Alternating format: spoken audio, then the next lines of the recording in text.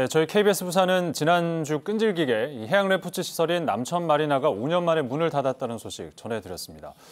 자세히 들여다보니까 탈세와 업무 방해 등 온갖 불법과 횡포가 가득했는데요. 그런데도 운영 허가권을 쥐고 있는 부산시가 아무런 대처를 하지 않은 것으로 드러났습니다. 이 사건을 취재한 강예슬 기자와 함께 자세한 얘기 나눠보겠습니다. 어서 오십시오. 네. 자, 이 남천 마리나는 남천항에 있는 곳이고 여기서 이제 제트스키라든지 뭐 스킨스쿠버 이런 걸 배울 수 있는 곳인데 문을 닫았다고요? 왜 문 닫게 된 겁니까? 네, 저도 평소에 스킨스쿠버에 관심이 많아서 좀 이래저래 알아보다가 여기가 문을 닫은 사실을 알게 됐는데요. 상황을 취재해보니 문제가 이만저만이 아니었습니다.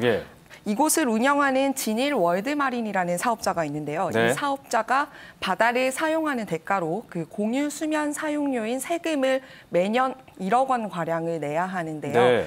무려 5년 동안 4억 원의 세금을 내지 않았고 참다 못한 수영구청이 결국 바다 사용 허가를 취소해버렸습니다. 네, 그러니까 운영을 하는데 이제 세금을 안 낸 건데 그럼 운영이 안 된 겁니까? 왜 세금을 안 낸 거죠? 저도 이 점이 궁금해서 수차례 업체에 연락을 해봤는데 좀 답변을 계속 피하는 상황이고요. 다만 이 업체가 수영구청 쪽에는 수익이 나지 않는다, 경영이 어렵다 이렇게 하면서 세금을 안 냈다고 하더라고요. 하지만 세입자들의 얘기를 들어보니까 사실이 아니었습니다. 세입자들이 매달 1,000만 원에 달하는 임대료와 계류비 등을 계속해서 내고 있었고요.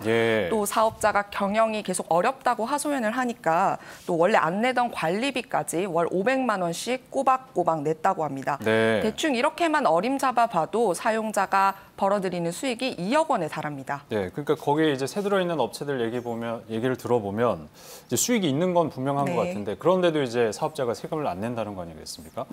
그러면 이제 보통 뭐 시설을 압류하거나 이런 조치를 취하게 되는데 뭐 그런 방법들이 취해지지 않는 거예요? 네, 이 사업자 수영구청에 당당하게 세금을 낼 계획이 없다 이렇게 얘기를 했다고 하는데요. 참다 못한 수영구청이 재산을 압류하려고 뭐 통장이나 이런 것들이 다 검토를 해보니까 이 사업자 이름으로 재산이 단 한 푼도 없었던 겁니다. 이게 어떻게 된 건가 이렇게 저희가 취재를 해보니 그 이름이 똑같은 다른 법인으로 수익을 빼돌려가지고 관리를 하고 있었습니다. 이 건에 대해서는 국세청이 현재 탈세 혐의로 수사에 착수한 상태입니다. 그렇군요. 그 비싼 임대료를 내고 장사를 하는 세입자들, 이 사업자에게 또 많은 괴롭힘을 당했다 그런 내용도 취재가 됐다면서요? 네, 그렇습니다. 그 스킨스쿠버 업체를 운영하는 그 세입자의 좀 고통이 이루 말할 수 없었는데요. 스쿠버 교육을 하려면 바다로 나가서 해야 되는데 바다로 나가는 문을 잠궈버린다거나 이렇게 해서 못하도록 하고요. 또 실내 풀장의 온도를 조절하는 기계실을 사용하지 못하게 문을 잠궈버리거나 또 무거운 스쿠버 장비를 옮겨야 하는데 엘리베이터를 사용하지 못하게 하는 등 좀 이런 횡포를 저질렀습니다. 결국 참다 못한 업체가 업무 방해로 고발까지 했는데요. 그랬더니 이번에는 사업장 안에 CCTV까지 설치해서 감시를 했고요. 또 참다 못해서 세입자가 사생활 침해라면서 CCTV에 종이를 붙였더니 이번에 역으로 업무 방해로 고소를 하기까지 이르렀습니다. 그렇군요. 누가 누구를 방해하는지는 잘 모르겠는데 그 강예슬 기자 지난주 리포터 보니까 이런 횡포뿐만 아니라 어민들에게도 피해를 줬다 뭐 이런 내용도 있던데 왜 이런 겁니까 이 사업자는?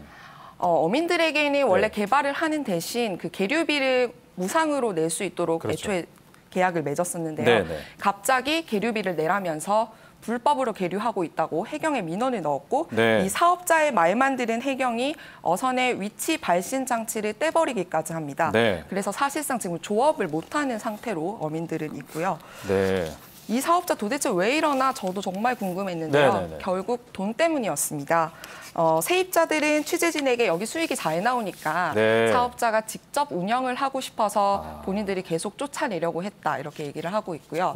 또 다른 경로로 알아보니 이 사업자들이 평소 지인한테 내가 이곳에 웨딩홀을 차려서 수익 사업을 하고 싶다 이렇게 좀 얘기를 많이 하고 다녔다고 합니다. 뭐 여러 가지 문제가 이렇게 있는 것 같은데 그 지금 궁금한 게 또 운영 허가권을 부산시가 가지고 있는데 그렇다면 부산시에서 이런 걸 알고 좀 조치를 취할 수 있지 않았을까 하는 생각이 들거든요. 어떻습니까? 부산시 땅에 지어졌고 부산시가 개발 허가를 내서 만들어진 곳입니다. 네. 그 협약 당시에 부산시가 관리 감독도 할 수 있다 이렇게 명시까지 해뒀는데요. 네, 네. 부산시 의회에서도 수차례 지적이 나왔었고 이 갑질과 횡포에 참다 못한 어민과 세입자들이 수차례 부산시에 민원을 넣었습니다. 네. 하지만 부산시 지난 5년간 꼼짝도 하지 않다가요.